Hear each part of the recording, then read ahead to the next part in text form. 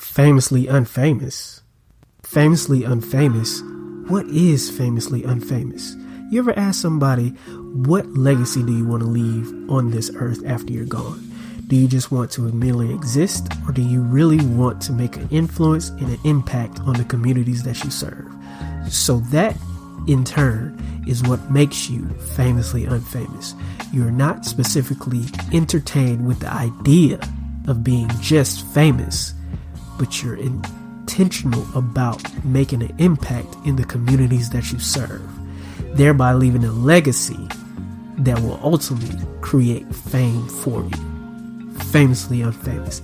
That's who we talk to on this show. Famously unfamous. Become a person of influence more than you want to become a person of fame. That's it. What's going on, everybody? Welcome to another edition of Famously Unfamous. I am your boy, That Man Channing, and today we got a fire podcast. I'm talking about we're going to really get into some things today. So what I have for you guys is a guest who has seen a lot of things on his entrepreneurial journey throughout his tenure. He is a really good friend of mine. His name is Austin Mcguffie. He lives and resides right here in Atlanta, Georgia.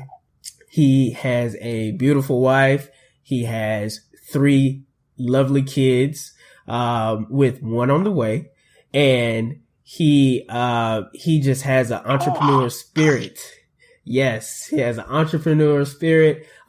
He has created things such as a successful car business with his father. He has created an entire trampoline park with a vision just to get it done, along with many other endeavors. But like many entrepreneurs, he has had both success, but he's also had failure as well. But this is the reality of anyone who's looking to start their journey, or anyone who's been on the journey long enough will tell you it's from your failures that you create your most success. But also from those same failures, you just learn and you grow. And that's exactly how you get better. No one's ever learned from winning all the time, but they've learned so much from failing or losing at some point in their life. So he's going to drop some jewels from his time, his experience on us about the heart of an entrepreneur. Can it be taught, or is it something that's just in you? He's going to share some of his most interesting stories of the entrepreneurial life. And then he's just going to give us some advice about how to endure when rough times come, but how not to get too high-minded when you get that success that you're looking for. So please welcome to the show, Mr. Austin Mcguffie. What's going on, bro? Man, thank you. I appreciate you having me on the show. And before we get started, I told you in person, but publicly, just congratulate you, man, for starting the podcast and for keeping it going, for being consistent. As you and I both know, the consistency is oftentimes the hardest part. And you've been doing that, and you're starting to see the fruits of you doing so. So, hats off to you. Round of applause to you. I don't know if you can edit a round of applause in there, but if you can, go ahead and do that. So congrats, man. It's cool, man. I've listened to a few of the episodes, and a lot of valuable stuff. So it's awesome, and I'm honored to be on the show to share some wisdom, and I'm hopefully make too many people cry with my sad entrepreneur stories. I appreciate it, man. I appreciate the encouragement, man. And obviously, man, this is something that just came up with the thought, just to do it, just to reach out and have it out there for whoever else would listen and get something from it. So I'm glad about that. I'm glad about having you on the show, so you can spit that knowledge. So what I want to do is just what I usually do is just take us through your background, where you come from, and take us from that point, how you were raised, the ideas that were instilled in you, on through, school, and how you got this hardwiring you. Right. So, again, Austin Mcguffie, I'm 27 years old, and I was born and raised in Long Beach, California, up until I turned 13, which was when we moved to Atlanta, Georgia. The reason why we moved to Atlanta was to see more people who looked like us, live the type of lifestyle that we wanted to live. So it was, very superficial in some ways, and at the time that we were living there wasn't a lot of representation, at least in the areas that we lived in. So to move out here to see more people that looked like us doing things that we wanted to do was a big plus, and I think it paid off pretty big. So moved out here, graduated from Lovejoy High School in Clayton County, and I went to Georgia State University. I actually earned 41 college credits while I was in high school. I took dual enrollment classes at Clayton State University. So I went to college with 41 credits. Unfortunately, I didn't quite take advantage of that because I wasted away my freshman and sophomore and a little bit of a junior year trying to figure out what I wanted to do, what I wanted to major in, and what direction I wanted to go in my life. So as you can imagine, I'm an 18-year-old, and at 41 credits, you have to choose your major. And most people have 2 years to kind of figure that out, but I was thrust into college and had to figure that out off the jump. So I chose marketing as my major, failed out of marketing. I didn't do well with my classes.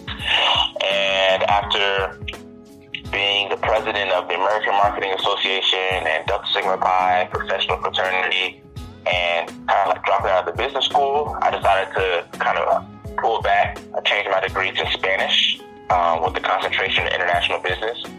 So it was a bunch of international business classes, but taught in Spanish. And I got my degree in Spanish with international business. So I'm fluent in Spanish now. And my student organizations is probably, I say, is what raised me.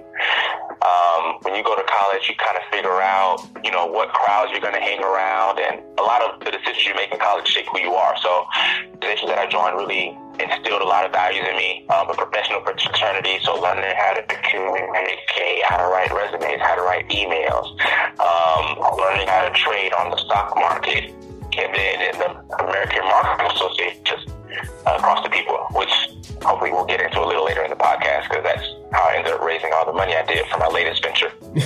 But that was pretty much it, man. And then I joined another organization called Collegiate Entrepreneurship organization, and that really just caught my interest 100%. And that's when I made a decision that I was going to be an entrepreneur. And from there, I just took it and ran with it. Cool, man. That's we have a lot of people out here, mostly in the college range right now, who spend a lot of time not mapping out what they really want to do. They get a lot of good college experience, but the question has always been, for maybe over 60% of college students, is, does that experience actually translate to later on after college? And that's one of the key things that you have to ask yourself, like you said before, 41 credits, which is, what am I going to take from here that's going to translate? And unfortunately, a lot of people, it doesn't translate, because like we know, the circles that we run in, and even different circles, there are a lot of friends that we have that went to school for one thing and for one degree, and they're not using it at all in what they're doing currently. So, is it a waste? That's for somebody else to answer. That's for you to answer individually for yourself. I'm not gonna answer that. But what I do know is, like you said, you took some merit. You took a lot of information and experience that you had in college, and you've translated into the type of businessman that you are today. Right. say this much: if you don't want to say it, I will. I won't say college is a waste. What I will say is, if you go to college and you only get a degree, then it was a waste. If you don't go to college and establish some solid relationships, join organizations, get involved, connect with internships. If you don't take advantage of all those opportunities, get scholarships. You take advantage of all those opportunities, and you just went to college and you put your head down and stayed in your books, and then you got your degree. Unless you were going to be a doctor or some type of other specialized trade, then I'm afraid it was a waste of time and money. My opinion, of course. Hey, I've heard that a lot. I've definitely heard that a lot. So that's nothing new. I'm still really on the fence. I don't know. But I've seen a lot of evidence, let's say, to support that. Sure. Yep. So, while we getting into this, man, just really, tell us, you're 27 now. Take us back to, 22 years old. What were you doing at that point? Man, 22, shoot, I had a son, probably a daughter on the way. But let's see, more professionally speaking, I can take you back to 19. Okay. That's when I started my first business. Gotcha. And I was a junior in college, and I was a president of the American Marketing Association. My vice president came up to me, and he was like, "Yo, Austin, I got this idea.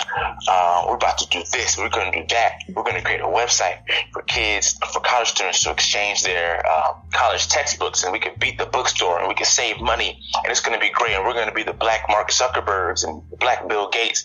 And all this stuff. So we sat in the room. We probably talked for like 2 hours. And by the end of the meeting, I walked out of that meeting. My head was like to the sky. I was walking past people. And I was like, "What? I'm an entrepreneur. Like, get out of my face, man. You're a peasant. Like, I just started a business." I was just sure, man. I was like, "Bet, I'm 19. Shoot, I'm going to be a millionaire by the time I turn 21. Guaranteed." Right. Which I haven't even put any work in yet. So, I mean, that says a lot about how much I've grown. Right. But we hadn't put any work in yet. So, started business when I was 19. We ended up raising, in total, we raised about $11,000 for that business, $10,000 for one primary investor, and then, family and friends. We built this website. We had a whole bunch of marketing material, t-shirts, and then we finally launched, and we didn't make a dime. We didn't make a dime. So that was really my first failure in business. So we didn't make any money, and then I found out that my girlfriend, now wife, was pregnant. This was 21. She was pregnant, and I was like, okay, well, I gotta make a decision. I'm either gonna continue to try this, or I'm gonna support my family. So I bowed out of the business. I took that L. And then I focused on what was next, which was getting a job so that I could, not end up on child support. Right. We've that's one of the decisions you make. I've heard many of people, they say, look, that fear is there. It's real. But in the realities of bills coming in, all of that, like, that's real, and you got to make a decision what you're going to do. And job security is always the number one thing that people look for. But from that point, how did you, like, you have a lot of people, I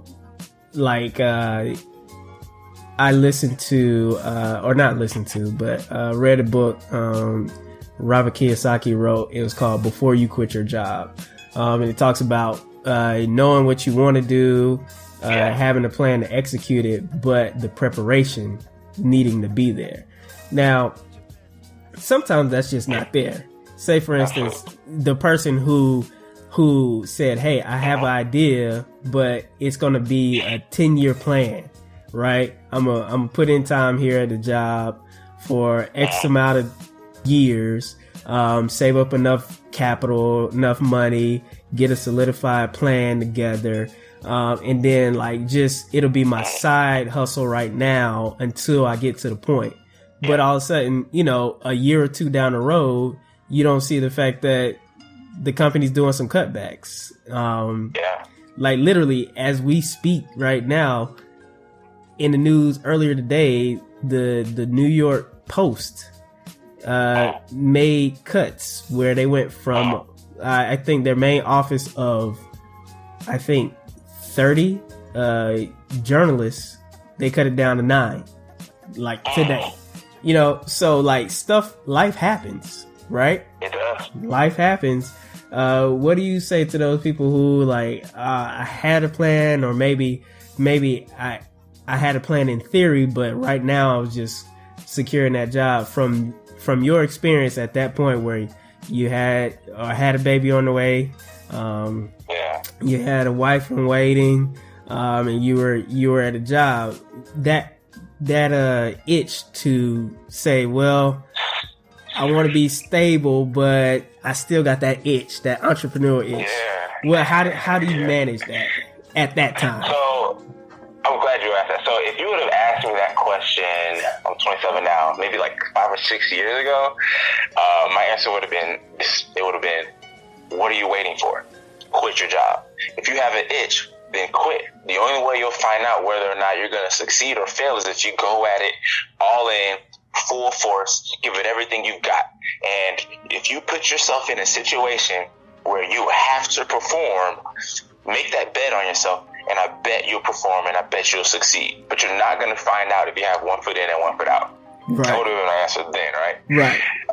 Now, a little more wisdom. I would say it's really hard to paint that with a wide brush, you know? Right. As much as you want to say, hey, this is the one way to do it, it's just impossible, only because everybody has a different risk tolerance. Right. I think the first thing to do is really look in the mirror and say,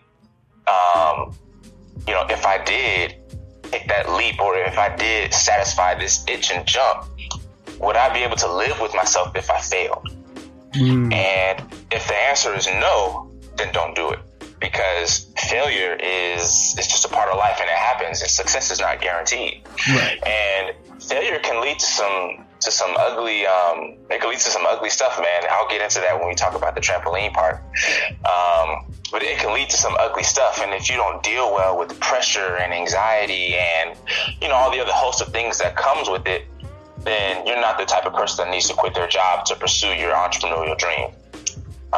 Then on the flip side, if you have the person who's like, yo, like me, I'm good as long as I have food in my belly and at least some carpet to sleep on at night. You know what I'm saying? Like I need the bare minimum, and I can survive. And of course, as long as my family's taken care of. But right.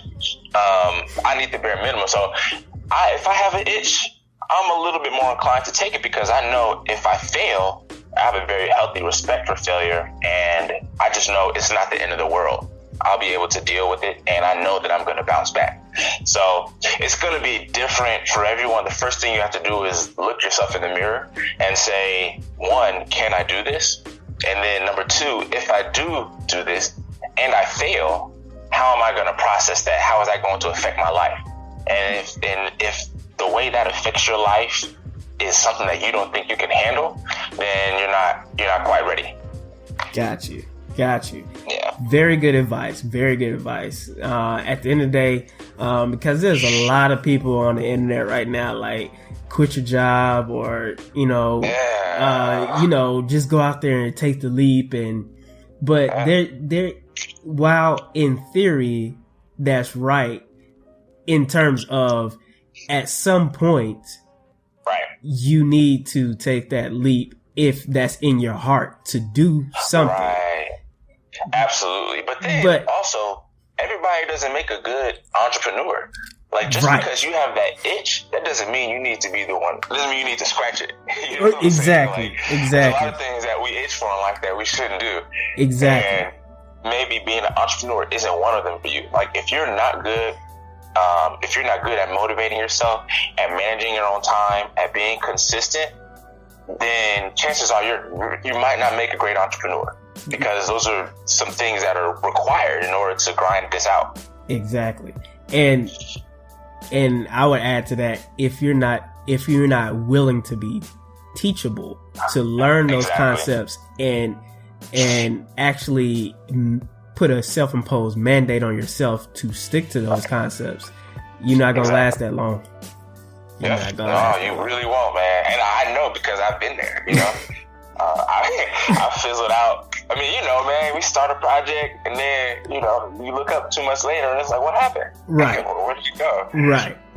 Right. And that's the biggest key. But just segueing into from that part to just getting into it. So at 19, thereafter, you're trying to resell books back to the campuses, to students. That business flopped. You're moving on. After that, what was the next big venture that you're like, okay, this is it? Right. So in between then, I gave network marketing a try. You know how that works. Right. So I gave network marketing a try. We actually did good at first. We built a team of about 60 people, maybe a little bit less. We had a nice squad under us. And then that fizzled away too. And then after that, that's when I started to really work. And I was working for about a year and a half. And then I started itching, like, you've seen the Chappelle show? Where, you know, Tyrone Biggums. I was like Tyrone Biggums. I'm scratching my neck. I'm like, all right, I gotta go. I gotta do something. So that's where the cars came into play. My dad was working with somebody selling cars, and he was like, man, I can do this myself. And I was like, yo, I got you. So I ended up quitting my job, and I started a small car dealership / brokerage with my father. And it was doing well enough to support me for the most part at the time. Mm-hmm. So I did that for 2 years. It was called Genesis Auto Network, and my dad is still running it. So if anybody's in the Atlanta area and you guys need a car, he's super awesome. He's great with people, and he always gets really good deals. But it was Genesis Auto Network. I got to the point where I had recruited about 8 to 10 people to work under us. I was training them, showing them how to do what I did, and trying to make money off of their deals. Then I started to get that itch again. Even though it was something that I started, if you have to work within your own system, then it's still a job. You know what I'm saying? Right. And I had an itch to create something that was going to develop a stream of passive income for me. Right. And that's where the trampoline park came into play. Got you. Okay. All right. So we're leading up to that. Now we get there. The successful car business. You called it Genesis Auto? Yep, Genesis Auto Network. All right. Anybody out there listening, if you're in the Atlanta area, check out Genesis Auto Network. Just type it into Google. I'm pretty sure it'll come up. And go check the family out. Absolutely. But leading up into this, we have the trampoline park. Now, from when I met you, you were doing the cars, and after that, you were saying how you were thinking about a trampoline park, and when you talked about it, I was like, bruh, this is a gold mine. Like, this is a legit gold mine. Like, bruh, you're about to be like, you're going to be on Forbes. So take us through that. Walk us through that. Oh man. So I was gonna be on Forbes, you know. Maybe I still will one day. You know, that's not even my goal anymore. It's not even my goal. I will be great. But hopefully just a byproduct of some consistency and some obedience in some other areas. But anyway, so yeah, the trampoline park. So it's funny, that was around the time where I think the Gathering Oasis was in Decatur in Lithonia. Yep.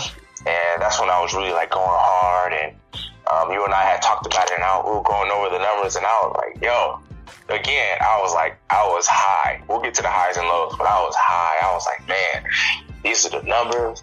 we could be doing $3 million in like, 2 years, and it's going to be great.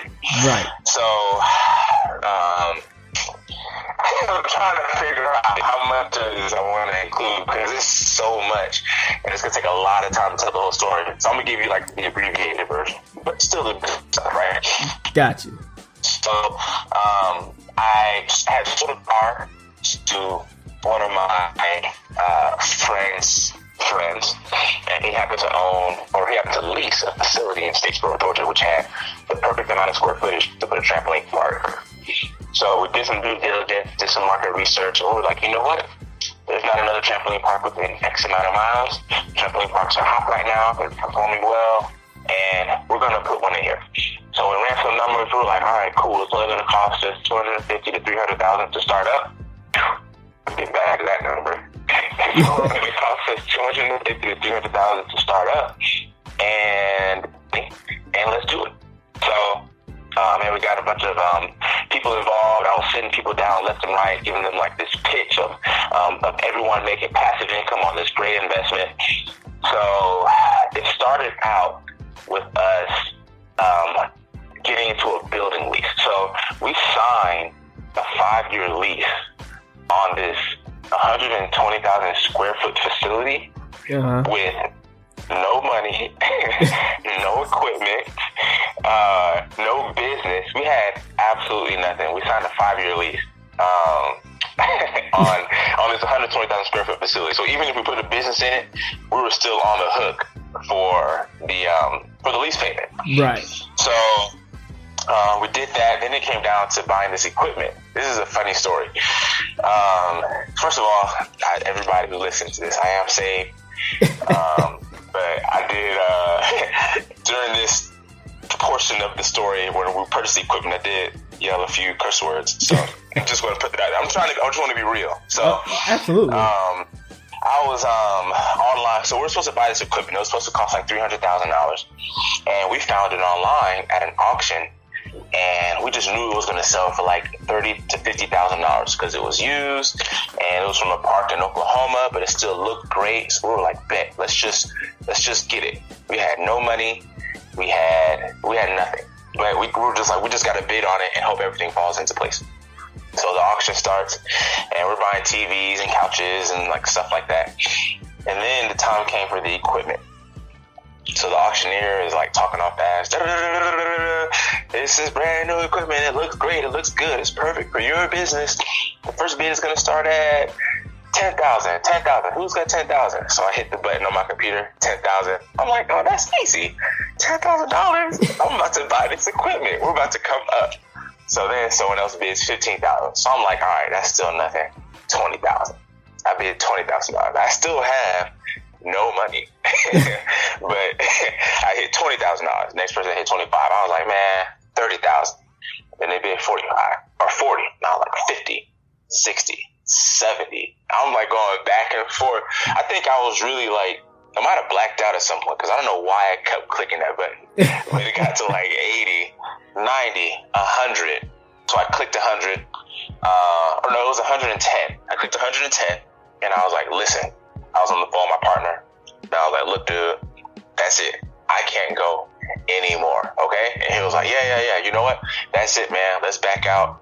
We'll find another way to get it. Don't even worry about it.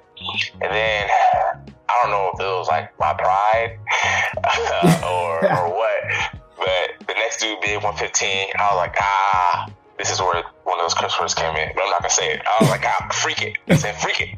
Boom, 120. And I was like, let's go. I was yelling and stuff. So then 125. Then I bid 130. And then the other dude bid 135. And I was like, gosh, I said, who the freak is this mother freaker? I said, who is this mother freaker? Like, get off my stuff. So I said, freak it. I bid 140. And then he bid 141. I bid 142. He bid 143. And I was like, done. That's it. But I was like, you know what? This is a once in a lifetime opportunity. We're still getting this equipment half off. We'll just have to find a way to pay for it. So I hit 143 and a half. Boom. I still have absolutely no money. But I bid $143,500. Oh my God. And it's a lot of money. So I hit it, and the auctioneer was like, all right, 143.5, going once, going twice, going 3 times. And in the back of my mind, I'm like, that was my last time. So I pray to God that this person hits it one more time so I don't get stuck with it. This dude stopped bidding, man. Wow. Whoever it was, he stopped bidding. So the auctioneer was like, sold to Austin Mcguffie in Atlanta, Georgia. Congratulations, you just won his equipment. Thank you so much, everybody. Have a good day. The auction ends, and I'm like, yeah, I say, freak, yeah. Ooh, let's go. We got this. Let's go. I was like, my high moment, one of the highest moments probably of the entire venture. Right. I was so pumped, man. And then I sat down and I caught my breath, and I started breathing. I'm like, all right. I'm like, okay. Now, how are we going to pay for this? how am I going to come up with $143,000? So, Wow. So right after I said that, the auctioneer called me, and he was like, Austin Mcguffie? I was like, yeah, that's me. He was like, yeah, man, so are you going to wire it to me right now? Are you going to send me a check? How do you want to pay for it so I can get this shit right over to you? I got it loading up on a truck right now, coming to Atlanta, Georgia. And I was like, I said, you know what? I don't know which option is going to be best for me. Let me get my accountant on the phone and I'll call you back. So smart move. Yeah, it seemed so at the time. So one day goes by. He said, all right, well, just call me back. You got 24 hours to pay for it. Let me know what works best. 24 hours goes by. 72 hours goes by. A week goes by.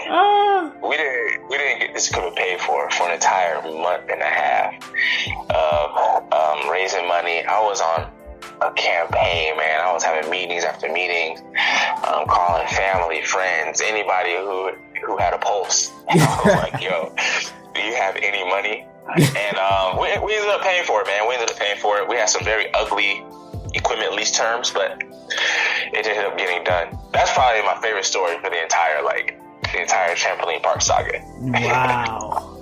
Oh my goodness. Yeah. Don't do that, anybody. Word of advice: don't bid $143,000 for equipment when you have no money, no bread. That was probably the peak of my stress. right? During that time, I was so stressed out. The guy was threatening to sue us. We had already sent him $60,000. He was threatening to keep our $60,000 and then send the equipment elsewhere to the next bidder. We had to hire an attorney and threaten litigation. It got nasty, man. It got nasty. Yeah. But I mean, at the end of the day, that's a part of the not a normal person, but a person who's not thinking like that wouldn't pull the trigger, right? Because they necessarily didn't have enough confidence in themselves to create.